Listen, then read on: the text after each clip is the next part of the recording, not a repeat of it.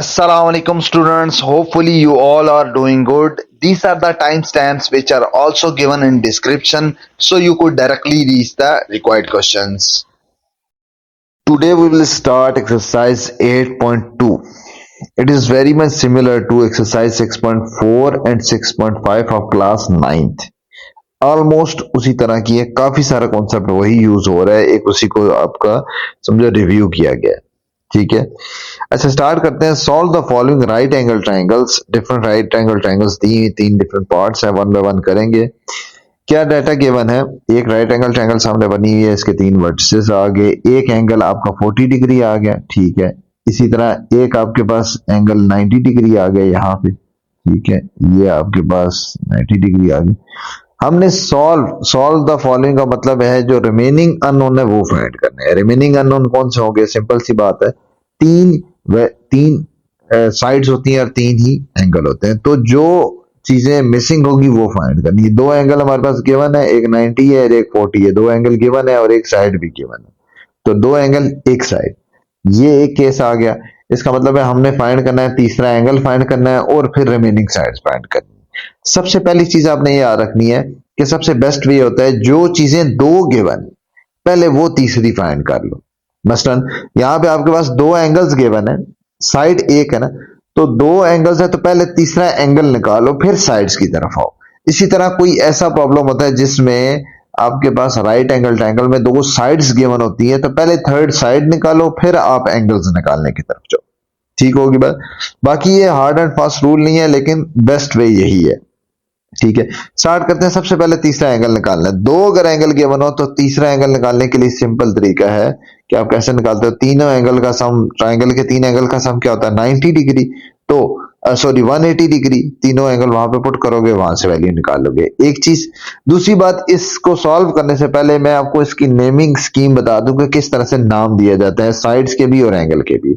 आपके पास एक ट्रायंगल दी हुई है, ए बी और सी उसके वर्टिसेस हैं, ये तीन कॉर्नर आ गए, ये आ गया A then B and then सी। ए के ऑपोजिट जो साइड होती है, ए के ऑपोजिट साइड, उसको स्मॉल ए का नाम दिया जाता है। ठीक है, बी के ऑपोजिट साइड को क्या नाम दिया जाता है? Small B. और सी के ऑपोजिट जो कि 15 लिखी हुई है, अगर इसको मैं डिनोट करूंगा तो किससे करूंगा? स्मॉल सी से। ये साइड्स की नोटेशन आगे की किससे डिनोट होगा? फिर आ जाते हैं एंगल की। जो आपका एंगल ए है उसके अलोंग आपका उसी ए पे जो पॉइंट एंगल बना हुआ है उसको हम नाम देते हैं अल्फा का। जो आपका बी है उसके अलोंग जो एंगल बनेगा उसको क्या नाम दे दूंगा? बीटा का। और जो सी है उसके अलोंग जो एंगल बनेगा उसको क्या नाम दे दूंगा? गैमा का नाम दे दूंगा। ठीक है, ये नेमिंग स्कीम है जो पूरे चैप्टर में यूज हो, पूरी एक्सरसाइज में यूज हो। ठीक है, तो ये आपने इसी तरह यूज करते हैं। सबसे पहले तीसरा एंगल निकालना है, तो हम क्या लिखेंगे? In triangle as in a triangle alpha plus beta plus gamma, sum of all three angle will be equals to 180 degree. So put the values of alpha, beta and gamma. Beta की तो खैर हमें पता नहीं, वो हमने find करना है। गैमा हमारे पास कितना है? ये किस चीज का मार्क है? 90 डिग्री का, तो गैमा इज 90 डिग्री और अल्फा इज 40 डिग्री। यहाँ पे पुट कर दिया तो 40 plus beta will be as it is, then 90 is equals to 180। 40 plus 90 कितना बन गया? 130। 130 राइट साइड पे ले जाओ तो क्या बन जाएगा? 180 माइनस 130, तो beta will be equal to 50। ये हमारे पास आ गया है जी एक एंगल। अब हमने निकालनी है साइड। अब दूसरे मेथड पे आते हैं कि अगर आपके पास कोई चीज एक गिवन है और बाकी दोनों निकालनी है। जिस तरह से आपके पास यहां पे क्या गिवन है? सी गिवन है, एक साइड गिवन है, दो साइड से निकालनी है। इस केस में आप क्या यूज करोगे? ट्रिग्नोमेट्रिक रेशियोज यूज करोगे। ठीक है ना, ये एक इंपॉर्टेंट पॉइंट भी आप नोट कर लो कि अगर आपके पास if only one component is given, वो साइड है या एंगल है, सिर्फ एक component, if one component is given and remaining two, we have to find remaining two, then we will use trigonometric ratios. ठीक होगी बात। ये इंपॉर्टेंट पॉइंट है, ये बार बार यूज होगा, तो ये आपने लिख लेना, अपने पास लिख लेना। तो इसको यहाँ पे अप्लाई करते हैं। देखो यहाँ पे हमारे पास आपके पास सी गिवन है। सी आपका अगर देखा जाए तो कौन सी पोजीशन पे आ रहा है? सी हमारा बेसिकली क्या बन रहा है? इसका हाइपोटेन्यूज, ठीक है। उसके बाद अगर आप 40 डिग्री का एंगल कंसीडर करते हो, आपको मैं यही रिकमेंड करूंगा कि जो यहाँ पे एक्स एक्सिस के साथ एंगल बन रहा होगा वही आप एंगल लो, ठीक है। अगर आप वही एंगल लोगे तो उसको कंसीडर करोगे फॉर्मूला में, तो उसके लिहाज से ये हमेशा साइड क्या बनेगी, परपेंडिकुलर बनेगी, ये वाली साइड, और ये वाली साइड हमेशा बेस बनेगी। ठीक होगी बात। छोटी क्लासेस में ये बताया जाता है, या स्टूडेंट को, बहुत सारे स्टूडेंट्स को ये आइडिया होता है कि जो हॉरिजॉन्टल लाइन है वो बेस है, जो वर्टिकल लाइन है परपेंडिकुलर, हालांकि इस तरह से नहीं होता। अगर आप साइन अल्फा, कॉस अल्फा, या जो भी साइन और कॉस के साथ एंगल ले रहे हो, वो अगर आप ये एंगल कंसीडर करते हो, जो भी एंगल कंसीडर करते हो, मैंने अगर 40 एंगल कंसीडर करूंगा तो इस 40 के सामने वाला परपेंडिकुलर होगा और जो दूसरा बच जाएगा वो बेस होगा। हाइपोटेन्यूज में तो कंफ्यूजन ही नहीं ना। हाइपोटेन्यूज तो आपका सिंपल सी बात है, हाइपोटेन्यूज आपका कौन सा होता है, जो 90 के ऑपोजिट होता है, उसमें तो कोई कंफ्यूजन नहीं। बेस और परपेंडिकुलर की आइडेंटिफिकेशन की बता रहा हूं कि जो आप एंगल कंसीडर करोगे उस एंगल के सामने वाला हमेशा क्या होगा, परपेंडिकुलर होगा, और नीचे वाला क्या होगा, बेस होगा। अगर आप इस अल्फा की बजाय बीटा एंगल कंसीडर करते तो फिर बीटा के लिहाज से आपका नीचे वाला परपेंडिकुलर बनता, फिर क्योंकि बीटा के सामने आपकी जो बन रहा है हॉरिजॉन्टल लाइन आ रही है, वो फिर परपेंडिकुलर बनता है। इसलिए ऐसी कंफ्यूजन से बचने के लिए आप अपने माइंड में एक कॉन्सेप्ट बस बिठा लो कि आप हमेशा जो एंगल लोगे वो कौन सा लोगे, वो आप लोगे ये वाला एंगल, ये 40 डिग्री वाला, मतलब वो एंगल जो आपका हॉरिजॉन्टल लाइन के साथ बन रहा होगा, ऊपर वाला नहीं, जो हॉरिजॉन्टल लाइन। तो उस लिहाज से फिर हमेशा परपेंडिकुलर यही वाला आएगा, वर्टिकल लाइन परपेंडिकुलर होगी और जो नीचे हॉरिजॉन्टल लाइन होगी वो हमेशा क्या हो जाएगी, बेस हो जाएगी। ठीक होगी बात। तो मैं भी यहाँ पे यही काम करूंगा। मैं क्या काम करूंगा, मुझे हमारे पास हाइपोटेन्यूज गिवन है, हाइपोटेन्यूज क्या गिवन है जी, 15 लूंगा हाइपोटेन्यूज, उसकी मदद से मैं फाइंड कर लेता हूं जी, यहाँ पे परपेंडिकुलर फाइंड कर लेता हूं, ठीक है। अब बेस भी हो सकती है कोई भी। तो हाइपोटेन्यूज और परपेंडिकुलर ये दोनों किस ट्रिग्नोमेट्रिक फंक्शन में आते हैं, साइन में। Some people have sine theta will be equal to perpendicular by hypotenuse. अब ये मैं चीज आपको बता रहा था कि अब आपने साइन के साथ जो एंगल लेना है वो आपने ये अल्फा लेना है। ठीक होगी बात, क्योंकि अल्फा के लिहाज से हम चलेंगे, यही एंगल हमेशा लिया करोगे जो हॉरिजॉन्टल लाइन के साथ होगा। तो ये भी आप इंपॉर्टेंट पॉइंट है, याद रख लो कि आप कौन सा एंगल कंसीडर करोगे। We will always consider the angle which is found with horizontal line. ठीक है, यहां पे एक छोटा सा पॉइंट लिखते हैं, ऑलवेज, ये अपनी आसानी के लिए, रूल नहीं है, आसानी के लिए उतार, ऑलवेज कंसीडर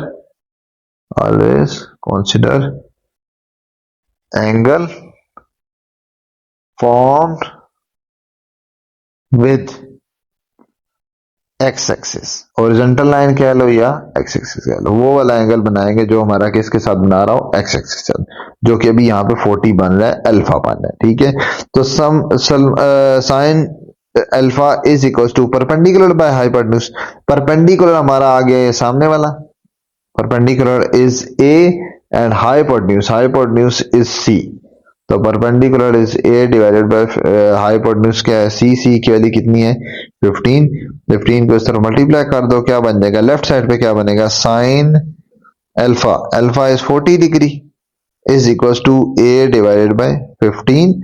ए फाइंड करने के लिए क्या करेंगे, यहीं पे अगर आगे स्टेप अगर करें, A will be equal to sine alpha, sine 40 की वैल्यू से क्या मल्टीप्लाई हो जाएगा, 15 इधर आके मल्टीप्लाई होगा, तो ये बन जाएगा 15 मल्टीप्लाई साइन 40।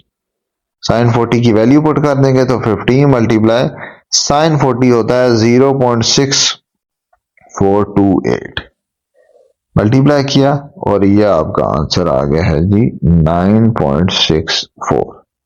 ये आपके पास एक एंगल, ये साइड निकला, एक एंगल बीटा निकला, एक साइड भी निकल आई। अब लास्ट साइड रह गई है। अब दो ऑप्शन है आपके पास, या जिस तरह से आपने साइन 40 लिया इसी तरह आप दूसरे एक और ट्रिग्नोमेट्रिक रेशियो लो, उससे भी निकाल सकते हो। दूसरी ऑप्शन आपके पास क्या है कि आप पाइथागोरस थ्योरम भी लगा सकते हैं। पाइथागोरस थ्योरम क्या है, आपके पास ए आ गया, ए कौन सी साइड है, ये वाली साइड आ गई, आपके पास सी साइड पहले से गिवन है, तो ए दो पाइथागोरस थ्योरम लगा के आप यहां से भी निकाल सकते हो। ठीक है, तो दोनों ऑप्शन है। यहाँ पे मैं जिस मेथड से हमने पहला किया मैं उसी से कंटिन्यू कर देता हूँ। जिस तरह आपने साइन अल्फा से निकाला है, इसी तरह अगर आप कॉस अल्फा लेते तो कॉस में क्या आ जाता है, कॉस में आता है बेस ओवर हाइपोटेन्यूज। हाइपोटेन्यूज भी गिवन था, अल्फा भी गिवन था, तो वहां से बेस निकाल लेते। तो वो वाला भी मेथड किया जा सकता है, मैं उसी से करा देता हूँ। बाकी आपको चॉइस मैंने बता दिया कि आप पाइथागोरस थ्योरम से भी कर सकते हो। So cos 40 will be equal to perpendicular base over hypotenuse, base इसमें क्या है b, डिवाइडेड बाय हाइपोटेन्यूज हमारे पास वही 15 है।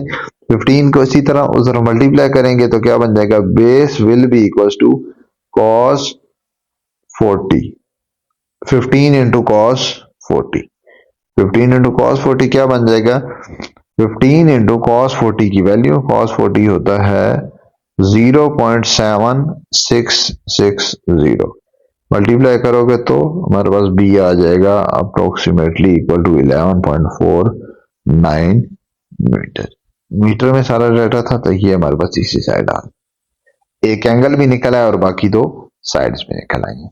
इसी तरह हमने सारे पार्ट्स इसी तरह करने हैं। एग्जैक्टली सेम केस है पार्ट टू भी, दो एंगल गिवन है और एक हमारे पास क्या है, साइड गिवन है। साइड हमारे पास कौन सी गिवन है, ये 50 50। अगर आप देखो उसी तरह लेबलिंग कर लेंगे कि बी के ऑपोजिट साइड है तो उसको क्या नाम दे देंगे, स्मॉल बी का। ये हमारे पास सी है, सी पे हमारा एंगल क्या बनता है, गैमा। गैमा कितना आ गया जी, 90 डिग्री। इसी तरह बी है तो बी पे एंगल क्या बनेगा, beta. Beta will be equal to 35.5 degree. और ए के ऊपर हमने एंगल फाइंड करना है, तो मैंने क्या फाइंड करना है, बेसिकली अल्फा फाइंड करना है। एक अल्फा फाइंड करना है, फिगर में लेबलिंग कर लोगे तो सबसे ज्यादा आसान रहेगा। मुझे एक सी फाइंड करना है और एक साइड कौन सी फाइंड करनी है, ए फाइंड करनी है। वही स्टेप, जो चीजें दो गिवन है पहले वो तीसरी निकाल लेंगे। तो हमारे पास क्या गिवन है, दो एंगल्स गिवन है, तो तीसरा एंगल निकाल लेंगे as in triangle, in any triangle लिख लो, या in triangle alpha plus beta plus gamma is equal to 180। So alpha वो हमने फाइंड करना है, alpha plus beta is 35.5 degree plus gamma is 90 degree is equal to 180। ये दोनों add हो गए 125.5 डिग्री बन जाता है, और उसको उसी स्टेप में मैं उधर माइनस भी कर रहा हूं, 180 minus 125.5 degree will be equal to 54.5 degree, that is the value of alpha. ठीक है, अब हमने क्या करना है, अल्फा हमारे पास आ गया, चलो जी ये काम तो हो गया। अब मेरे पास साइड्स आ जाते हैं। साइड अगर आप देखो वही काम करेंगे, हॉरिजॉन्टल के साथ एंगल क्या बन रहा है हमारे पास, 35 डिग्री। तो मैं 35.5 डिग्री को ही कंसिडर करूंगा, जिस लिहाज से ये मेरा आ जाएगा परपेंडिकुलर, ये आ जाएगा परपेंडिकुलर, ये आ जाएगा हाइपोटेन्यूज, और ये हमारे पास आ जाएगी बेस। ठीक है, तो मैं क्या करता हूं, मुझे परपेंडिकुलर गिवन है, तो परपेंडिकुलर अगर गिवन है तो मैं ले लेता हूं, समझो यहां पे tan बीटा। tan से क्या होगा, tan is equal to, is tan is the ratio of perpendicular and base. Perpendicular given है तो आपने ऐसा ही लेना है जिसमें एक पार्ट एटलीस्ट गिवन। अब जिस तरह से tan में परपेंडिकुलर गिवन है तो वो आप ले सकते हो। अब यहाँ पे अगर आप लेते हो cos, उसका कोई फायदा नहीं है। cos क्या होता है, बेस ओवर हाइपोटेन्यूज, तो ना बेस पता है ना हाइपोटेन्यूज पता है, इसलिए cos नहीं आप लोगे, tan ले सकते हो या sin ले सकते हो, उसका फायदा है। ठीक है, तो tan मैं ले लेता हूं, tan क्या बनेगा, tan ऑफ, वही बात दोबारा से कि एंगल कौन सा लेना है, जो ओरिजेंटल एक्स एक्सिस के साथ बनना है, beta. tan beta is equal to perpendicular, perpendicular हमारा क्या बन रहा है, बी डिवाइडेड बाय बेस क्या बन रहा है हमारा, बेसिकली यहाँ पे A, B by A, perpendicular by base. तो वैल्यूज पुट करते हैं, क्या बनेगा हमारे पास, tan beta, tan of beta, beta कितना है जी 35.5 degree is equal to B, B की वैल्यू क्या है 50 डिवाइडेड बाय ए, ए हमारे पास फाइंड करना है। ठीक है, तो ए नीचे आ जाएगा। अब इसको ए को उधर ले जाओ और उस tan 50 को इधर आके डिवाइड कर दो, क्या बनता है हमारे पास, A will be equal to 50 divided by tan 35.5 degree. ठीक है, इसकी वैल्यू पुट करोगे तो क्या बन जाएगा हमारे पास, सिंप्लीफाई करके a will be equal to 50 divided by 0.7133 is equals to 70.1 metre. ये हमारे पास किसकी वैल्यू निकल आई है जी, ए की। तो इसके ऊपर भी लगा दिए ब्लॉक, जो वैल्यू रिक्वायर्ड होती है उन्होंने पूछी होती है, जब वो निकला उसके ऊपर ब्लॉक लगा दिया करो, ये चेकर के लिए भी बड़ी आसानी होती है। वो चेकर को कोई ढूंढना नहीं पड़ता अच्छा फाइनल आंसर कहाँ निकाला हुआ। समझा की बात। ये भी एक टेक्निक होती है कि आपको इजीली उसको आंसर मिल जाए। ठीक होगी बात। अच्छा, उसके बाद अब हमारे पास ए निकल आया, पीछे क्या रह गया सी। सी मतलब हाइपोटेन्यूज। हाइपोटेन्यूज हमने निकालना है, परपेंडिकुलर हमें गिवन था, तो परपेंडिकुलर और हाइपोटेन्यूज दोनों किस में आते हैं, दोनों आते हैं साइन में। तो आप साइन ले लोगे।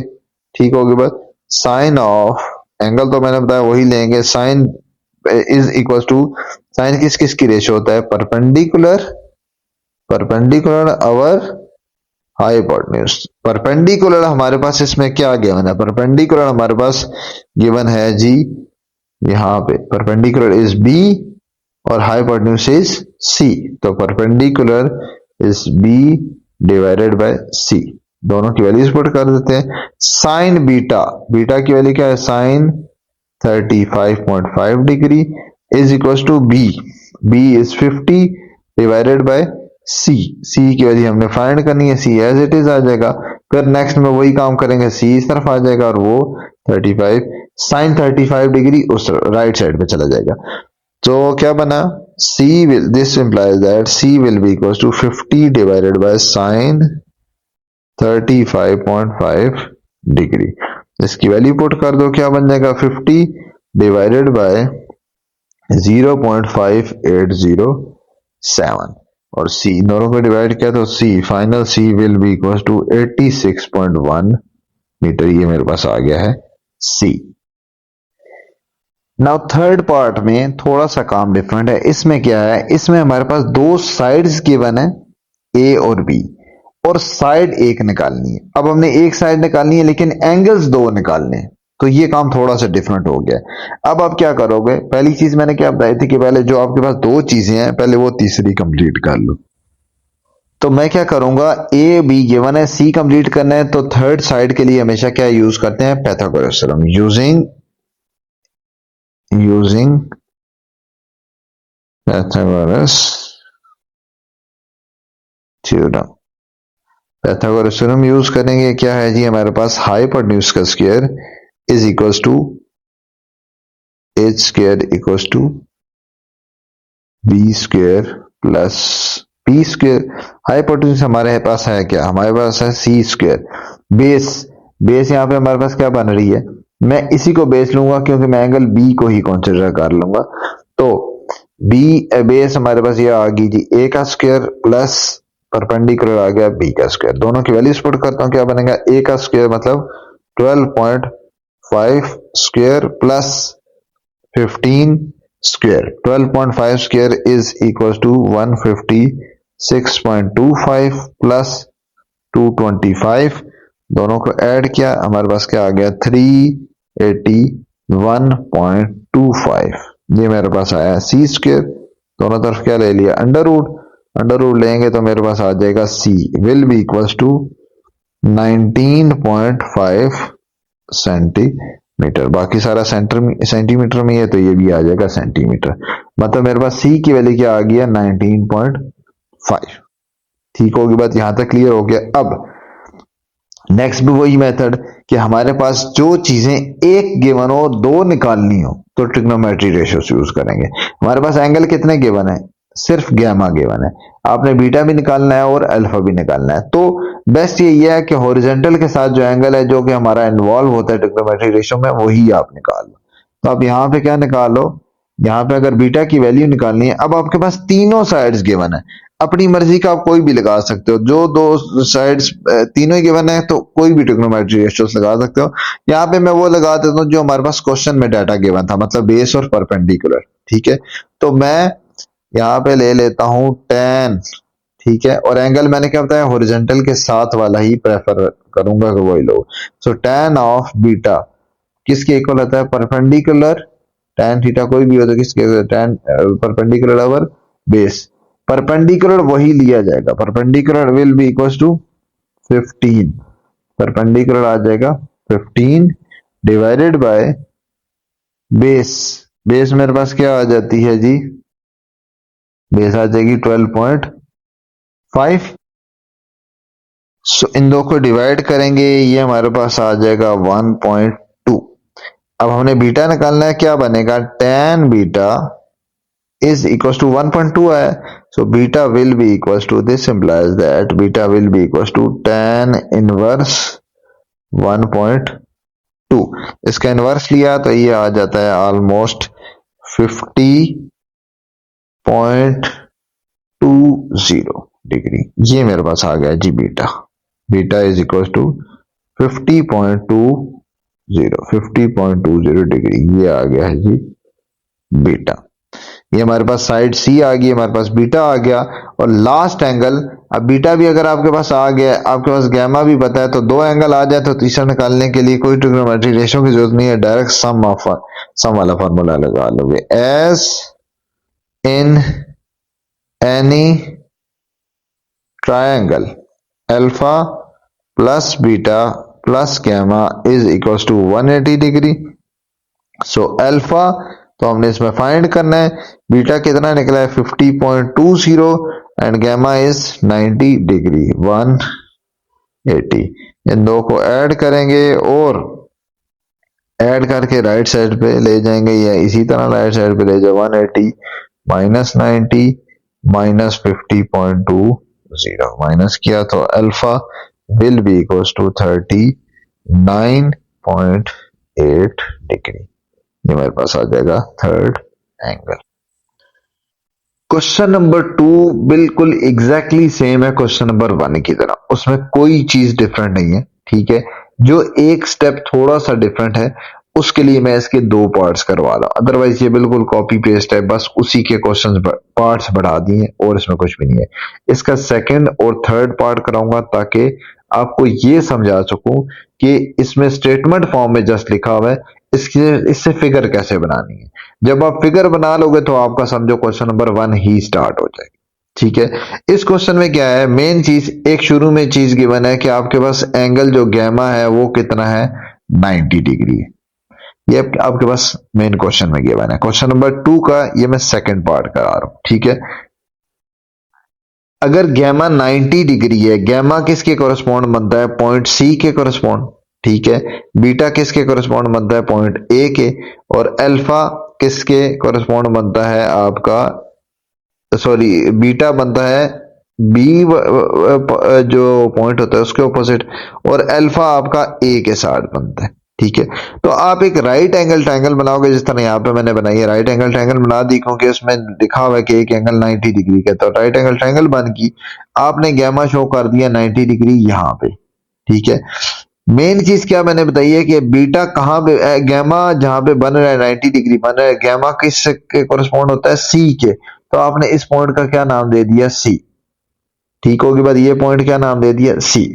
अब आपके पास ए और बी की चॉइस है, आपके पास एंगल कौन सा गिवन है, आपके पास गिवन है अल्फा, बीटा आपके पास नहीं गिवन, इसलिए मैंने अल्फा अगर गिवन है, ए किस, अल्फा किसके कोरस्पॉन्ड बनेगा, ए के, तो मैंने ए वाला पॉइंट यहां पे बनाना है, ये मैंने यहां पे बनाना है, सॉरी ये आपका लेबलिंग आ जाएगी इस तरह, ए यहां बनेगा और बी ये आएगा।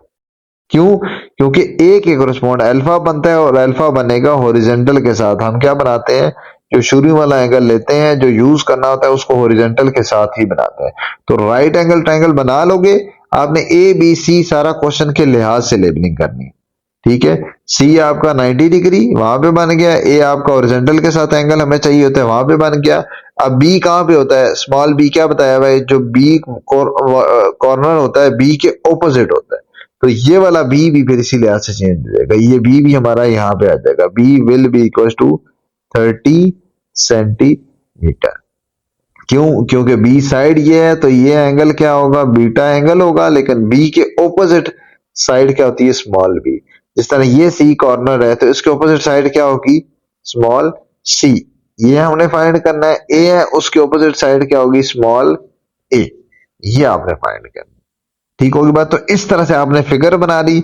अब आप इसको सारे का सारा सॉल्व कैसे करोगे, जिस तरह से क्वेश्चन नंबर 1 किया आपने, किस तरह से।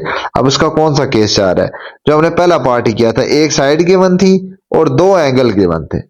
अगर एक साइड और दो एंगल हो तो पहले तीसरा एंगल निकालते हैं, लेकिन उससे पहले भी ये सेकंड पार्ट ही मैंने क्यों कराया, फर्स्ट पार्ट क्यों नहीं कराया। फर्स्ट पार्ट में ये आपके पास टोटल डिग्री में गिवन था, लेकिन यहाँ पे आपका सेकंड पार्ट में अल्फा देखो किस तरह गिवन है। अल्फा गिवन है 25 डिग्री 35 मिनट्स। तो मिनट्स वाला भी एक एडिशनल पार्ट ताकि इसमें सॉल्व करवा दूं कि इस तरह का भी आ जाए, जो कि आप वैसे 9th में आप पढ़ चुके हो, लेकिन फिर भी इसको मैं डिग्रीज में कन्वर्ट कर लेता हूं। तो alpha can be written as 25 degree, और मिनट्स को कैसे कन्वर्ट करते हैं, प्लस 35 मिनट को भी आप डिवाइडेड बाय 60 कर दो, तो ये किस में चला जाता है, डिग्रीज में चला जाता है। ठीक होगी, बस इसमें करोगे तो ये बन जाएगा 25 डिग्री प्लस, इसको सॉल्व करो, ये बनता है 0.58, ऊपर क्या आ गया डिग्री, दोनों डिग्रीज में ऐड करोगे तो alpha will B return in the form of 25.58 degree. ये हमारे पास अल्फा आ गया, ये हमारा अल्फा आप यूज करेंगे। ठीक होगी बात। अच्छा, अल्फा ये है, गैमा हमारे पास ये है, तो बीटा हम इजीली निकाल सकते हैं। In any triangle we know that in any triangle alpha plus beta plus gamma is equals to 180 degree. सारों की वैल्यूज पुट कर देंगे। अल्फा की वैल्यू हमारे पास ये वाली, क्या वैल्यू आई हमारे पास अल्फा की वैल्यू आई है जी 25.58 degree plus beta plus gamma is 90 degree is equal to 180 degree. यहां तक आ गया। अब इन दो को सॉल्व करो और इसको तो ले जाओ या इसको वैसे तो ले जाओ, क्या बन जाएगा, beta will be equal to, right side पे क्या 180 में से माइनस 90 भी माइनस हो जाएगा और माइनस 25.58 भी माइनस हो जाएगा। तो सारे को सॉल्व करो तो ये हमारे पास बीटा कुछ आ जाता है 64.41 डिग्री। मेरे पास आ गया है एक एंगल जो कि मिसिंग था, इस पे टिक लगा देते हैं, ये भी मेरा कैलकुलेट हो चुका है। अब मुझे नजर आ रहा है मुझे एक साइड फाइंड करनी है सी और एक फाइंड करनी है ए, तो वन बाय वन फाइंड कर लेते हैं। हमारे पास अगर देखा जाए तो गिवन क्या है, ये हमारा है हाइपोटेन्यूज, ये हमारा नीचे क्या है जी बेस, और ये हमारे पास क्या है जी ए, ये हमारे पास है परपेंडिकुलर। हमारे पास बेस गिवन है और हाइपोटेन्यूज और परपेंडिकुलर दोनों फाइंड करना है, तो मैं वन बाय वन बेस को यूज करके बेस और हाइपोटेन्यूज से फाइंड कर लेता हूं। बेस और हाइपोटेन्यूज दोनों किस में आते हैं, कॉस थीटा, तो कॉस यूज करूंगा और एंगल कौन सा यूज करूंगा, वही वाली बात कि एंगल वो यूज करेंगे जो कि आपका एक्स एक्सिस के साथ बन रहा है, मतलब अल्फा। तो अल्फा आप यहां पे यूज कर लोगे, ये हमारे पास क्या बन जाएगा, अल्फा ये बना, और इसी को यूज करके हम फिर कॉस की साइड्स की वैल्यू निकाल लेंगे। सबसे पहले क्या यूज कर लेते हैं, कॉस अल्फा, अल्फा वही आ गया। कॉस किसके इक्वल होता है, cos is the ratio of base और हाइपोटेन्यूज, बेस और हाइपोटेन्यूज। बेस हमारे पास क्या है जी, बेस हमारे पास ये है 30, और हाइपोटेन्यूज हमारे पास जो गिवन थी वो साइड गिवन थी सी, ठीक है, उसकी वैल्यू हमें पता नहीं थी। अब सारी वैल्यूज पुट करते हैं। कॉस अल्फा, अल्फा हमारे पास क्या गिवन है जी, कॉस 25 डिग्री 35 मिनट, ऐसे लिख लो, पॉइंट में लिख लो, दोनों चीजें ही चल जाएंगी, डिवाइडेड बाय सी। सी की वैल्यू फाइंड करनी है, इसको ब्रैकेट्स में लिख देता हूं। सी की वैल्यू हमने फाइंड करनी है, तो सी को मैं लेफ्ट साइड पे मल्टीप्लाई कर दूंगा और उसको इधर आके डिवाइड कर दूंगा। C will be equal to 30 divided by cos 25 and 35 minutes.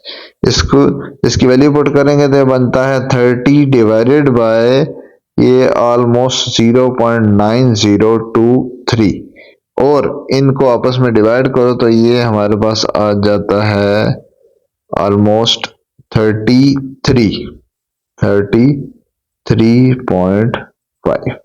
ये मेरे पास साइड निकला, ये सी, इसको मैं नीचे सेपरेट भी लिख लेता हूं, सी इज इक्वल टू 33.5, ये हमारे पास आ गया। ठीक होगी बात। हमारे पास यूनिट क्या चाह रहा है, सेंटीमीटर है, तो इसको भी लिख लेंगे सेंटीमीटर में।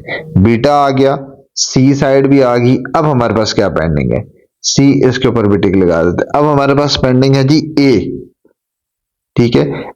ए अगर फाइंड करना हो और आपके पास जो गिवन डाटा था वो बी गिवन था, मतलब कि बेस गिवन है, बेस गिवन है, परपेंडिकुलर फाइंड करना है, तो सिंपल सी बात है tan लगाएंगे और एंगल कौन सा लेंगे, हमेशा यही अल्फा। तो अब आप अप्लाई कर लोगे tan, so tan of alpha perpendicular over base. Perpendicular इसमें क्या बनना था, परपेंडिकुलर हमारा बनना था b, और सॉरी परपेंडिकुलर बन रहा था a, परपेंडिकुलर लाइन बन रही थी a डिवाइडेड बाय बेस हमारी बन रही थी b। तो यहाँ पे वैल्यूज पुट कर देते हैं, tan of alpha, alpha is 25.58 degree, 25 minute 35 seconds भी पुट कर सकते हो, उससे कोई फर्क नहीं पड़ता, आंसर आपका दोनों से निकल आता है, एक ही निकलता है। Is equal to a divided by b, b is 30, इस 30 को उधर मल्टीप्लाई करोगे तो a निकल आएगा। a क्या बनेगा, a will be equal to 30 into tan of this function, tan is this angle, इसका tan लोगे तो 0.4787, मल्टीप्लाई करोगे आपस में तो मेरे पास निकल आएगा ऑलमोस्ट 14.54 सेंटीमीटर, ये मेरे पास निकल आएगा लास्ट साइड। इसी तरह एक और पार्ट इसका ट्राई कर लेते हैं, थर्ड पार्ट ट्राई कर लेते हैं। इसमें मैंने लेबलिंग अभी नहीं की, लेबलिंग ताकि आपके सामने करूँ किस तरह से होगी, क्योंकि फिगर आपकी बनी हुई नहीं है इनमें किसी पार्ट्स में भी, जस्ट काम ही मेन ये है कि फिगर बनाना है। फिगर बन जाएगी तो आगे तो आपका क्वेश्चन नंबर 1 की तरह सारा सॉल्व हो जाएगा, जिसके हमने सब पार्ट्स किए हुए। तो सबसे पहली चीज, एक चीज इसमें क्वेश्चन में गिवन है कि भाई गैमा क्या है, 90 डिग्री, मतलब ये कौन सी ट्रायंगल है, राइट एंगल ट्रायंगल, वो बन गई, राइट एंगल ट्रायंगल बना ली, ठीक है। दूसरा काम क्या है, गैमा 90 डिग्री है, मतलब ये जो 90 डिग्री बन रहा है ये किसकी वैल्यू है, it is the value of gamma. यहां तक भी क्लियर हो गया। अब गैमा किस पॉइंट पे बनता है, गैमा कोरिस्पोंडेंस होती है गैमा की पॉइंट सी के साथ, इसका मतलब ये पॉइंट कौन सा है, सी। यहां तक भी क्लियर हो गया। उसके बाद हमारे पास कोई एंगल गिवन ही नहीं है, बाकी दो साइड्स गिवन है। इसका मतलब यह है कि ए और बी आप किसी को भी नाम दो, इसमें कोई हॉरिजॉन्टल लाइन के साथ एंगल या ऐसा कोई इशू नहीं है, क्योंकि एंगल तो गिवन ही नहीं है। तो आप अपनी मर्जी से आप इसको रख ले, समझो ए, इसको रख लो बी, इसमें आपकी अपनी चॉइस है, कुछ भी आप रख सकते हो, तो इसमें दोनों ही ठीक होंगे, ठीक है। उसके बाद ए के सामने कौन सी साइड होती है, इस ए के सामने वाली साइड होती है स्मॉल ए, तो स्मॉल ए इज 50 सेंटीमीटर, ये इसकी लेबलिंग होगी। बी के सामने साइड आपकी आ जाएगी, तो B will be equal to 25 centimetre. और अगर मैं नाम दूं सी, तो ये हमारे पास बेसिकली क्या बनेगी, ये साइड सी बनेगी। और क्या क्या रहेगा, ये हमारे पास एंगल बनेगा, किसके साथ बन रहा है, ए के साथ बन रहा है, तो ये हमारा एंगल बनेगा अल्फा। और ये हमारे पास एंगल क्या बन जाएगा, बी पे बन रहा है, तो ये हमारा बन जाएगा बी, बीटा। तो इसीलिए क्वेश्चन मार्क डाल दिया ताकि यहीं से पता चल जाए कि मेरा टारगेट क्या है, we have to find alpha, beta and C, ये तीन चीजें हमने फाइंड करनी, ठीक है। हमने अभी तक क्या पढ़ा है कि हमने अगर इस तरह से फाइंड करना हो तो पहले जो दो चीजें गिवन है उससे तीसरी निकालते हैं। पहले हमारे पास बी गिवन है, ए गिवन है, तो पहले मैं तीसरी साइड निकालता हूं। तो जिस तरह से हमने क्वेश्चन नंबर 1 का लास्ट पार्ट किया था कि दो साइड्स हो, तीसरी निकालनी हो, तो क्या करोगे, using Pythagoras theorem, using Pythagoras theorem, Pythagoras theorem use करोगे तो हाइपोटेन्यूज का स्क्वायर, हाइपोटेन्यूज में क्या है, c, so c square will be equals to base square इसमें क्या है, b square plus perpendicular square मतलब a square plus b square लिखा है, b square plus a square, वो एक ही बात है, दोनों का आंसर सेम ही आएगा। क्या बनेगा, b क्या है हमारे पास 25 का square plus a is 50 square, so 25 का स्क्वायर लिया, क्या बन गया 625, देन 50 का स्क्वायर आ गया 2500, इस दोनों का आपस में सॉल्व करोगे तो बन जाएगा 3125 is equal to C square. By taking under root on both side we will get the value of C as 56 centimetre. ये मेरे पास आ गया जी सी की वैल्यू, सो सी की वैल्यू कितनी आ गई है, 56, ठीक होगी बात। अब मैंने निकालना है अल्फा और बीटा। सबसे पहले किसको हम प्रेफर करेंगे, अल्फा को, because alpha is making angle form with horizontal line, x axis के साथ बन रहा है, तो अल्फा ले लेते हैं। और साइड्स तो हमारे पास सारी गिवन, हमारे पास परपेंडिकुलर भी था, बेस भी, हाइपोटेन्यूज भी निकल आया, तो हम सारी यूज कर सकते हैं। मैं वही यूज कर रहा हूँ प्रेफरेबली जो आपका क्वेश्चन में गिवन होती है, बेस और परपेंडिकुलर। अब बेस और परपेंडिकुलर किस ट्रिग्नोमेट्री रेशियो में आती है? tan theta. तो tan थीटा लोगे और आप बाकी एंगल फाइंड करोगे। tan थीटा, थीटा इसमें वही एंगल होगा जो हॉरिजॉन्टल के साथ बन रहा है, मतलब अल्फा। तो सबसे पहले क्या फाइंड करते हैं? tan alpha, tan of alpha perpendicular our base, perpendicular हमारा क्या बन रहा है? Perpendicular is 50 divided by base, base हमारे पास आ गई है, बेस इज 25, कैंसिलेशन क्या बन गया? ऊपर नीचे cancel 2, so tan alpha equals to 2।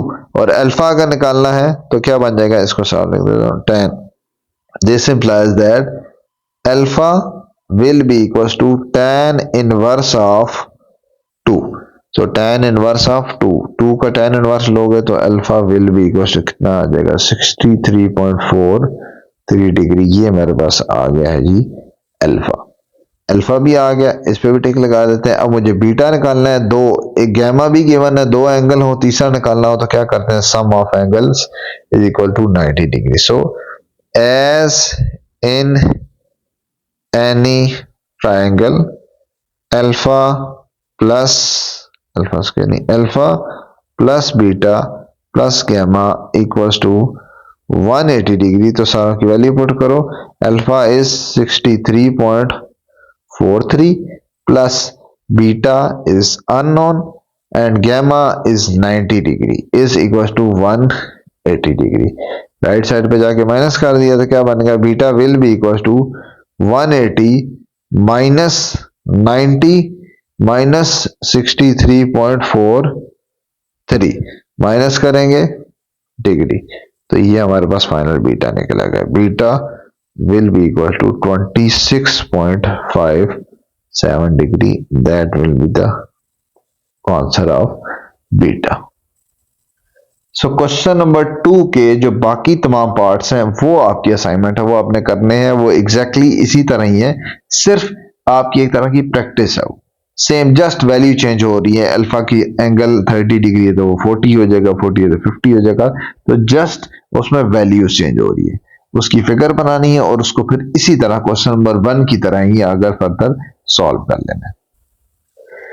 Now question number 3 start करने से पहले ये दोनों चीजें एक बार ओवरव्यू कर लेते हैं। एंगल ऑफ एलिवेशन और एंगल ऑफ डिप्रेशन, ये आपने सारा 9th क्लास में एक्सरसाइज 6.5 से पहले किया हुआ, ठीक है, लेकिन एक बार ओवरव्यू कर लेते हैं। एंगल ऑफ एलिवेशन क्या होता है? जब आप नीचे से अगर कोई देख रहा है ऊपर की तरफ, ठीक है, मतलब नीचे हॉरिजॉन्टल लाइन से आपका एंगल फिर ऊपर की तरफ बनेगा, तो ये आपका एंगल ऑफ एलिवेशन होगा। एलिवेट करना वैसे भी क्या होता है? नीचे से ऊपर देखना। डिप्रेशन में क्या होता है? अगर डिप्रेशन वर्ड से देखो तो आप नीचे चले जाते हो, मतलब आपका मेंटली डाउन हो जाते हो। तो यहाँ पे उससे याद रखने के लिहाज से बता रहा हूँ कि वहां से आप ऐसे याद रख सकते हो कि एंगल ऑफ डिप्रेशन में क्या होगा? ऊपर से नीचे की तरफ एंगल बनेगा, ऊपर से नीचे की तरफ बनेगा। लेकिन एक ये सिर्फ बनाने की आता होगा, यहां से अगर देखा जाए तो इसको मैं अगर यहाँ पे एक्सटेंड करूं तो ये जो एंगल बना है यहाँ पे, फॉर एग्जांपल अगर एंगल ऑफ डिप्रेशन यहाँ पे अल्फा बना है तो यहाँ पे भी एग्जैक्टली उतना ही एंगल बनेगा, ये भी वही एंगल होगा, ठीक है। ये आपके ऑल्टरनेट एंगल्स होते हैं, या आपके जो वहां पे जो एंगल बन रहा है वही इधर बनेगा, तो ऑल्टरनेट एंगल्स बन जाते हैं। तो इसलिए वैल्यू उतनी ही निकलती है, लेकिन आपने रिप्रेजेंट जो करना है पहले ऊपर से नीचे रिप्रेजेंट करना है एंगल ऑफ डिप्रेशन के केस में, और एलिवेशन के केस में नीचे से ऊपर रिप्रेजेंट करना है। ठीक होगी बात। आगे सब वर्ड प्रॉब्लम्स में ये यूज होना था, इसलिए पहले मैंने इसको ओवरव्यू किया कि ये क्या चीजें। ठीक होगी बात। सो अब आ जाते हैं क्वेश्चन नंबर 3 में। क्या है जी? A tower costs a shadow that is 20 metre long. एक टॉवर है, ठीक है, जाहिर सी बात अगर टॉवर है तो वर्टिकल होगा। अगर ये वर्टिकल है, ठीक है, और सॉरी अगर ये वर्टिकल है, ठीक है, उसका कॉस्ट अ शेडो का मतलब उसका शेडो बन रहा है, शेडो बन रहा है तो सारी सी बात नीचे ग्राउंड पे बनेगा। उसका जो शेडो बन रहा है वो उसकी लेंथ दी हुई है, वो कितना है? 20 मीटर। 20 मीटर। ये लॉन्ग आ गया टॉवर, ये आपका आ गया टॉवर वर्टिकल, ये आपका आ गया टॉवर, और ये उसका क्या आ गया जी, shadow, whose length is 20 meter. When angle of elevation of sun is 65 degree, angle of elevation अभी क्या बताया है, जो नीचे से ऊपर की तरफ बनता है, मतलब यहां से इधर ऊपर की तरफ, नीचे से ऊपर की तरफ, और बनाना कहां पे एंगल, यहां पे, कितना है जी, 65 degree. So how tall is the tower, तो हमने बताना है टावर की लेंथ कितनी है, मतलब कितना हाइटेड है वो, ठीक है। तो अगर आप देखो तो एक राइट एंगल ट्राइंगल सी बन गया, जिसमें हमारे पास एक एंगल गिवन है, एक हमारे पास साइड गिवन है, ठीक है, और ये टावर के साथ क्या बन गया, 90 डिग्री, क्योंकि राइट एंगल है, क्योंकि टावर वर्टिकल होता है और फ्लोर जो है आपका या ग्राउंड है वो हॉरिजॉन्टल होता है, 90 डिग्री इसमें बनता है। तो ये आपने इसकी लेंथ फाइंड करनी है। तो अगर ट्राइंगल के लिहाज से देखा जाए तो ये आपका समझो बन जाता है बेस, बेस हमारे पास गिवन है, एंगल भी हमारे पास एक गिवन आ गया, ये हमारे पास एंगल गिवन है, आपने फाइंड क्या करना है, परपेंडिकुलर। तो बेस और परपेंडिकुलर किस ट्रिग्नोमेट्री रेशियो में इन्वॉल्व है, बस वो लगा देना आपने, बेस और परपेंडिकुलर tan थीटा। इसका मतलब यहां पे लिख लोगे tan theta is equals to perpendicular divided by base. So tan of theta, theta क्या है हमारे पास 40, sorry theta is 65 degree is equal to perpendicular, perpendicular क्या है जी, टावर, टावर की हाइट कह लो, height of tower, height of tower. तो ये आपके पास आ गया जी हाइट परपेंडिकुलर, और बेस, बेस उसका शेडो आ गया, वो कितना है जी 20, 20 को उस तरह मल्टीप्लाई करोगे, बस सिंप्लीफाई करके answer, height will be equal to 20 multiply tan of 65 degree. tan 65 क्या होता है जी, 20 into tan 65 is equal to 2.1445, multiply करेंगे तो 42.89, ये मेरे पास आ गया जी हाइट ऑफ टावर, बस हाइट लिख दो, ये हाइट ऑफ टावर, ये आ गया, ठीक होगी बात। इन वर्ड प्रॉब्लम्स में कुछ भी अगर आपको कंफ्यूजन होती है, सबसे पहले आप अपनी आसानी के लिए एक राइट एंगल शुरू में ही बना लेनी, फिर आप लेबलिंग करना आसान हो जाएगा, ठीक है। ये एक एक्स्ट्रा एक समझो टिप बता रहा हूं या हिंट दे रहा हूं कि आप राइट एंगल ट्रायंगल पहले से बना लेना, उसके बाद फिर लेबलिंग कुछ ना कुछ आपको करना आसान हो जाएगी। Now in question number 4, Arif is standing on the top of a cliff 105 metre above a lake। एक आप कंसिडर कर लेते, ये हमारे पास आ गया समझो लेक, और इसमें एक साइड पे है जी क्लिफ, जिसके टॉप पे ये उसकी आ गई हाइट 105 मीटर वो हाई है, और यहाँ पे उसके टॉप पे है जी आरएफ, ये आ गया है जी आरएफ इसके टॉप पे, ठीक होगी बात। अब the measurement of angle of depression, पहली बात एंगल ऑफ डिप्रेशन बनेगा मतलब ऊपर से नीचे, to a boat on lake is 42 degree. ये जो लेक है इसमें एक पॉइंट पे एक बोट खड़ी है, ये आ गई आपके पास बोट, और यहां आरिफ से जो नीचे की तरफ एंगल बन रहा है, angle of depression, angle of depression एक मिस्टेक होती है कि एंगल ऑफ डिप्रेशन हमेशा किसके साथ बनाया जाएगा, हॉरिजॉन्टल लाइन के साथ, मतलब यहां पे 42 डिग्री बनाना है, यहां पे नहीं बना लेना, इस जगह नहीं बनाना, समझ आ रही बात।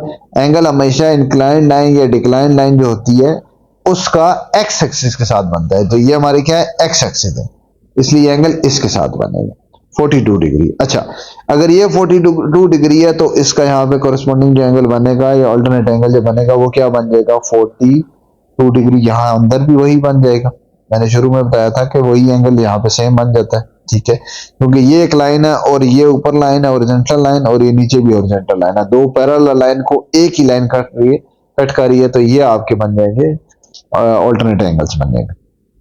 तो ये बन गया, अब ये भी 42 डिग्री आ गया, ये भी 42 डिग्री, इसकी हाइट भी गिवन है, फाइंड क्या करना है, how far is the boat from Arif, boat हमारी आरिफ से कितनी दूर है। अगर डिस्टेंस वाइज देखा जाए तो आरिफ आपका कहां खड़ा है, इसकी टॉप पे खड़ा है, ठीक है। तो बेसिकली डिस्टेंस जो है ना वो हॉरिजॉन्टल ही बनता है। हॉरिजॉन्टल मतलब यहां से लेकर यहां तक इतना दूर, इतने फासले पे, अगर ये लेक का डिस्टेंस देखो ना कि इतना लेक से वो बोट ट्रेवल करके जाए तब वो आरिफ के लेवल तक पहुंच सकती है, या आरिफ जिस पोजीशन पे ऊपर टॉप पे है वहां तक पहुंच सकती है। तो बेसिकली आपने ये फाइंड करना है, ठीक है। इसमें कंफ्यूजन होती है स्टूडेंट, ये फाइंड कर लेते हैं, ये फाइंड कर लेते हैं, आपने ये बेस फाइंड करनी है, ठीक है। आपने क्या फाइंड करनी है, ये बेस फाइंड करनी है।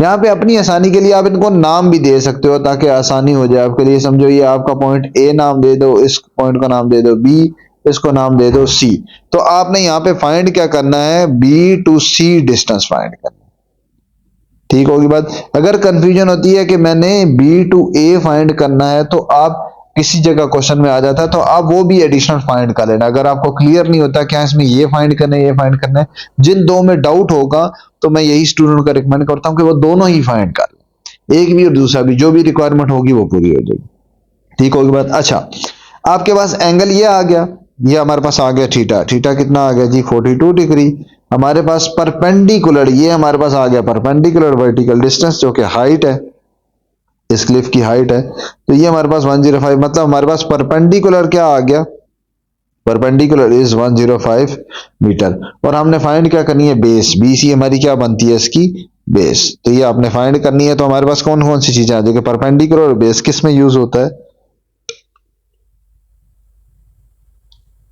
अच्छा, परपेंडिकुलर और आपका आ जाता है, हाँ परपेंडिकुलर भी आ गया, बेस भी आ गया। अब ने tan थीटा लगाओगे क्योंकि इस tan थीटा में क्या यूज होते हैं, दोनों यूज हो जाते हैं, परपेंडिकुलर भी और base. Perpendicular our base, tan is the ratio of perpendicular our base. और इन तमाम वर्ड प्रॉब्लम्स में ऑलमोस्ट 99% tan थीटा ही यूज हुआ है, मतलब उस प्रॉब्लम में लिंक बेस और परपेंडिकुलर का ही कोई ना कोई होता है, ठीक है, इसलिए यही यूज हुआ है। तो ये उस लिहाज से ज्यादा इजी हो जाता है। क्या बन जाएगा, tan 42, यहाँ पे tan थीटा की वैल्यू क्या है, tan 42 परपेंडिकुलर, परपेंडिकुलर हमारा कितना है जी, परपेंडिकुलर इज इक्वल्स टू, यहीं पे अगर लिख दें तो क्या बन जाता है 105 डिवाइडेड बाय बेस। बेस आपने फाइंड करनी थी तो बेस हमारा बन जाता है बी टू सी, ये बेसिकली जो हमारी रिक्वायरमेंट है, ठीक है। तो बी टू सी ये यहाँ पे भी लिख देते हैं divided by B C. Distance इसलिए लिख रहा हूं क्योंकि हमने लेंथ, बेसिकली डिस्टेंस बताना है तो इसलिए मॉड का साइन लिख रहा हूं, ठीक है। अब इसको उस तरफ ले जाओ, बी सी को, B C mod is equal to 105 divided by tan 42 and tan 42 value put कर देंगे 105 divided by tan 42 is 0.9004। So 105 divided by 0.9004 will be approximately equals to 116, इसको मैं यूं लिख लेता हूं, ये किसकी वैल्यू निकलेगी, बी सी की, इज इक्वल्स टू 116.61। ये आपके पास आ जाएगा हॉरिजॉन्टल डिस्टेंस जो इस बोर्ड से इस क्लिफ के बॉटम तक जा रहा है जिस पे आरिफ खड़ा हुआ है। समझ आ रही बात। Now in question number 5, a ladder that is 20 feet long is leaning against the side of building, ठीक है। मतलब ये आपके पास आ जाती है एक बिल्डिंग की साइड, ठीक है, ये आपके आगे समझो बिल्डिंग, उसके साथ लीनिंग अगेंस्ट का मतलब है जिस तरह से लैडर खड़ी होती है यूं टेक लगा के ऐसे टेढ़ी सी एक लैडर खड़ी हुई है, और इस लैडर की क्या दी हुई है, लेंथ दी हुई है, कितनी है जी 20 फीट। मतलब कि लैडर ये है, ये आपकी लैडर है ना, तो आपकी इसकी लेंथ आ जाएगी 20 फीट, ठीक हो। के बाद ये पूरी लैडर पड़ी हुई है यहां से लेकर यहां तक। अच्छा, अब ये सारी सी बात है, नीचे हमारे पास क्या आ जाएगा, ये हमारा ग्राउंड आ गया जिसके ऊपर वो लैडर पड़ी हुई थी, ठीक है। अब करना क्या, if angle form between ladder and ground, ladder and ground, नीचे आ गया ग्राउंड, ये हमारे पास आ गया था ग्राउंड, ये हमारे पास आ गई थी लैडर, तो इन दो के दरमियान जो एंगल बन रहा है वो कितना है, वो यहां पे बनेगा, it will be 75 degree. Now how far is the bottom of ladder, bottom of ladder कहां पे है, बॉटम ऑफ लैडर ये हमारे पास है बॉटम ऑफ लैडर। सबसे पहले नाम दे दिया करो, इजी हो जाएगा, ए B और C. So point A is actually the bottom of ladder. How far is the bottom of ladder from base of building? Building की बेस क्या है? बेस होता है नीचे वाला पोर्शन, उसकी बेस क्या है? Point C. तो वो ये कह रहे हैं कि आपका जो बॉटम ऑफ लैडर है मतलब A, वहां से बेस कितनी दूर है? तो हमने फाइंड क्या करना है? ये यहां से लेकर यहां तक A to C ये हमने करना है फाइंड. सो हमने A to C का मॉड फाइंड करना है and theta angle is given as 75 degree and perpendicular मतलब वर्टिकल जो B sorry hypotenuse A to B, ये जो लेडर की लेंथ है ये हमारे पास गिवन है A to B, ये हमारे पास गिवन है कितनी? 20 फीट. तो यहां पे हमें क्लियर कर नजर आ रहा है कि हमारे पास ए सी बेसिकली क्या बन रहा है? उसकी बेस, तो बेस फाइंड करनी है, थीटा दिया हुआ है और ये ए बी हमारा बन रहा है हाइपोटेन्यूज. हमारा क्या बन रहा है? Hypotenuse. So select that trigonometry ratio which involves base and hypotenuse. तो वो हमारे पास आ जाती है cos थीटा. सो क्या लिख देंगे? So cos theta will be equal to base over hypotenuse and base हमारी है ए सी और हाइपोटेन्यूज हमारा है ए बी. ये आगे आप सारों की वैल्यू पुट कर देते हैं, थीटा की भी और बाकी सब भी. cos theta is 75 degree is equals to A C हमारे पास वो हमने फाइंड करना है इसमें. ठीक है, यहाँ पे मॉड लगा देते हैं ताकि डिस्टेंस को डिनोट करिए. तो हमने फाइंड करना है divided by A B mod कितना है जी? क्वेश्चन में गिवन है 20 फीट. तो इसको उस तरह मल्टीप्लाई कर देंगे, क्या बन जाएगा हमारे पास? ए C will be equals to 20, ये 20 जो नीचे है उस तरफ जाकर मल्टीप्लाई कर देंगे 20 इंटू cos 75 मल्टीप्लाई करेंगे तो A C is equals to 20 into cos 75 होता है 0.2588. So A C will be equals to 5.16 और फीट में सब कुछ डाटा चाह रहा है तो इसलिए ये आपके पास आ गया कि बेस आपकी उस बिल्डिंग की बेस और ये जो बॉटम ऑफ द लेडर है ये इतने फीट दूर है. Now in question number 6, Uzma is standing 50 metres from a hot air balloon. Uzma is standing, यहां पे लिख लेते हैं जी, उज़्मा इज स्टैंडिंग, ये आपके पास आ गया ग्राउंड. यहां पे आपका है जी hot air balloon. Hot air balloon समझो ये इस तरह से वो बना होता है हॉट एयर बैलून. इसको बना लेते हैं, ये आपका आ गया. जरूरी नहीं है ये डिजाइन बनाना, आप जस्ट वर्टिकल लेंथ भी बना सकते. अच्छा, ये है यहाँ पे वो हॉट एयर बैलून पड़ा हुआ है. अब that is preparing to take off, मतलब वो भी उड़ने लगे. ठीक है, the angle of elevation to the top of balloon is 28. Angle of elevation मतलब एंगल बनेगा नीचे से to the top of the top. कहां पे बनना है? ये टॉप बनना है. तो यहां से लेकर नीचे से ऊपर की तरफ एक एंगल बनेगा जो कि एंगल कितना गिवन है? 28 डिग्री. अगर ये एंगल यहां से उज़्मा अगर देख रही है और इसके टॉप ऑफ द बैलून पे 28 डिग्री बन, फाइंड क्या करना है? Find the height of balloon. Height of balloon मतलब कि ये पोर्शन इसकी बन रही है हाइट, तो ये आपने फाइंड करनी है, हाइट ऑफ बैलून फाइंड करनी है. और शुरू में एक और चीज कि उज़्मा हॉट एयर बैलून से कितना दूर खड़ी थी, ये लिखा हुआ था 50 मीटर. इसका मतलब है ये आपके पास उज़्मा से हॉट एयर बैलून तक का जो डिस्टेंस है वो भी कितना आ गया? 50 मीटर. ठीक होगी बात. अब आप आसानी के लिए क्या कर दो, उसके नाम दे दो. ठीक है, इस पॉइंट का नाम दे दो ए, इसका जो हॉट एयर बैलून पड़ा है उसका नाम दे दो बी और उसका टॉप का क्या नाम दो? सी. तो अगर देखा जाए तो डाटा हमारे पास क्या गिवन है? ए टू बी जो उसकी बेस बन रही है. ठीक है, A to B is actually it's base whose value is 50 and theta is equals to 28 degree. We have to find the height is actually B to C. तो B to C find करना है और height हमारा उसका basically क्या बनता है? Perpendicular. तो ये हमने करना है फाइंड. तो दोबारा से वही काम, बेस और परपेंडिकुलर इन्वॉल्व है तो किस ट्रिग्नोमेट्री रेशियो को यूज करेंगे? tan theta, yes, tan theta is equals to perpendicular by base and perpendicular is unknown.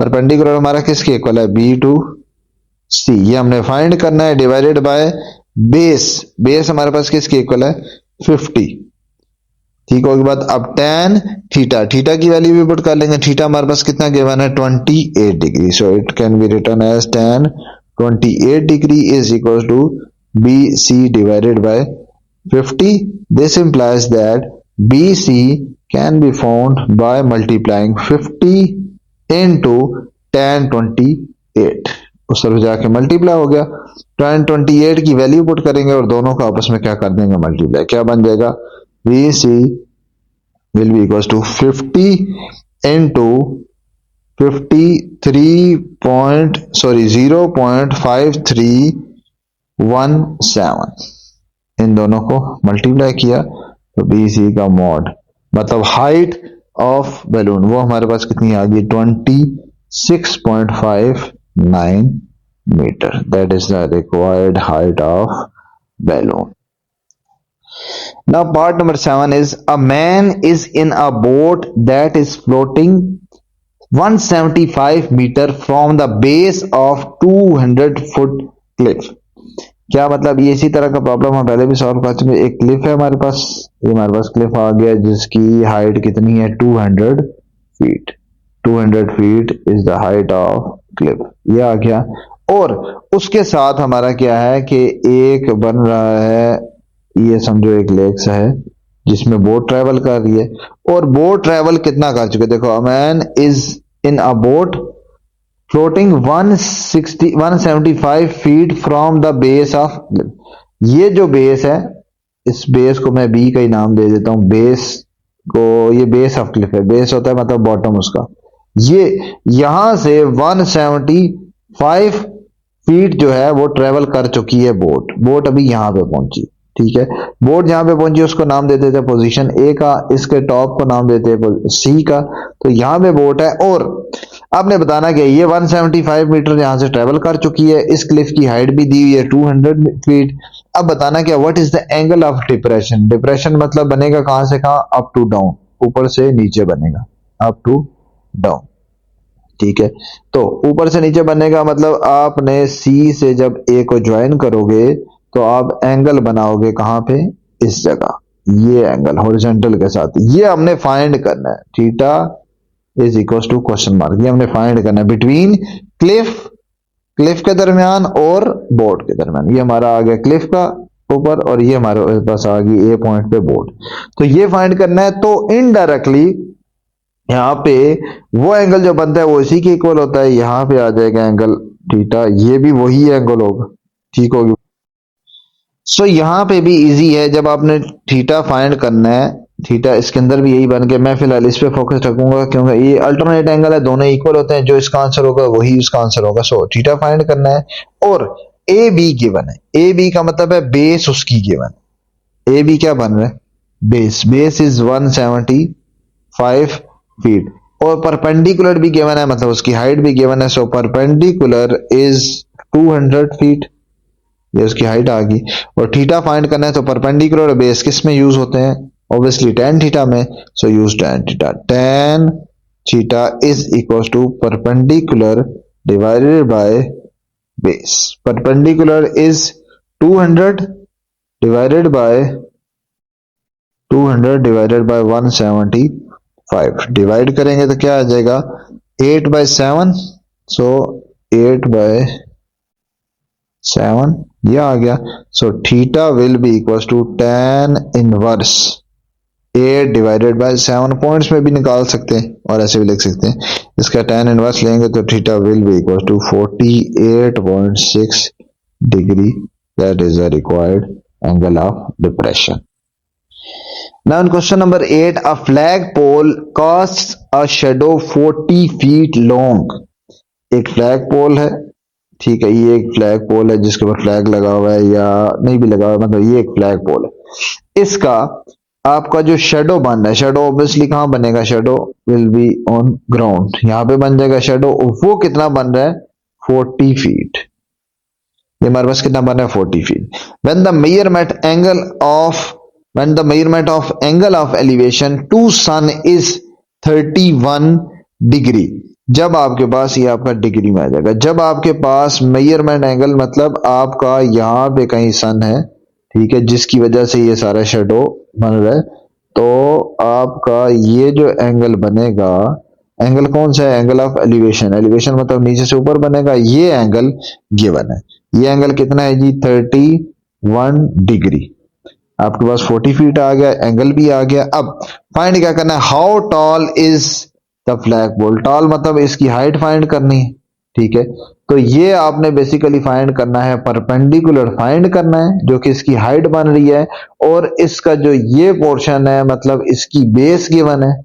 Base कितनी है जी 40 फीट, और ये एंगल हमारे पास गिवन है मतलब थीटा गिवन है। तो simple is that theta is 31 degree and perpendicular is unknown, we have to find that, and base is given as 40 feet। तो perpendicular और base दोबारा से tan थीटा ही आ जाएगा, तो क्या बनेगा tan of 31 degree will be equals to perpendicular divided by base, and perpendicular is unknown, so perpendicular divided by base is 40 degree.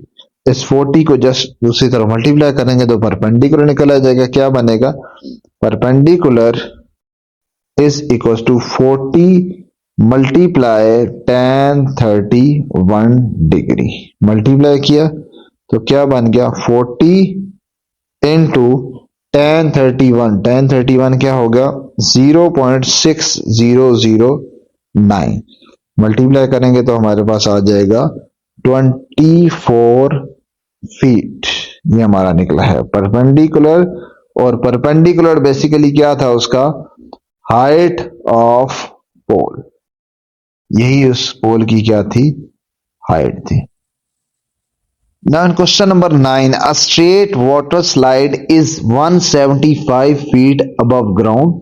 ठीक है, एक आपके पास आ गया है जी, ये ग्राउंड आ गया, ठीक है। इसके ऊपर आपके पास अच्छा 175 अबव द ग्राउंड है, मतलब ये उसकी हाइट है, ग्राउंड से इतनी ऊपर एक वाटर स्लाइड है। वाटर स्लाइड है, और जो कि वाटर स्लाइड मतलब यहां से स्ट्रेट वाटर स्लाइड इसलिए मेंशन किया कि स्ट्रेट है, उसमें कर्व वगैरह नहीं, ठीक है। ये एक स्ट्रेट वाटर स्लाइड आ गई, ठीक है, और उसकी लेंथ भी दी है एंड इज 200 फीट लॉन्ग है। उस स्लाइड की जो लंबाई है वो कितनी है 200 फीट। ये हमारे पास आ गया 175 फीट, ये हमारे पास आ गया उसकी हाइट अबव द ग्राउंड, मतलब उसकी हाइट आ गई। अब फाइंड क्या करना, what is the angle of depression to the bottom of slide. Angle of depression हमेशा बनता है ऊपर, तो एंगल ऑफ डिप्रेशन आप यहां पे बना लोगे और मेंशन कर लोगे कि आपने ये फाइंड करना है, एंगल ऑफ डिप्रेशन फाइंड करना है। और ऑल्टरनेट एंगल मीन यही एंगल यहां पे बन जाएगा, it mean we have to find theta, यहां पे आपने ये फाइंड करना है। अब फिगर से हमें नजर आ रहा है, अगर इसके मैं नाम दे देता हूं ए बी और सी, तो आपके पास क्या बन रहा है थीटा आ गया फाइंड करना, ठीक है। या नाम नहीं भी देता तो हमारे पास ये हमारा क्या बन जाता है perpendicular. So perpendicular is given, perpendicular is 175 feet and 200 is the hypotenuse. इसमें हाइपोटेन्यूज इज 200 फीट, ये गिवन है। अब परपेंडिकुलर, हाइपोटेन्यूज और थीटा ये सब किस में इन्वॉल्व होते हैं, किस ट्रिग्नोमेट्री रेशियो में, sine theta. So we will use sine theta. Sine theta will be equals to perpendicular divided by hypotenuse. Perpendicular is 175 divided by hypotenuse which is 200. So after cancellation we will get 7 by 8 equals to sin theta. Theta find करने के लिए क्या कर लेंगे, just sin inverse. So theta will be equals to sin inverse 7 divided by 8, 7 by 8 उसका inverse लिए तो आपके पास आ जाएगा 61 डिग्री। सो ये हमारे पास रिक्वायर्ड एंगल लगेगा, theta will be equal to 61 degree.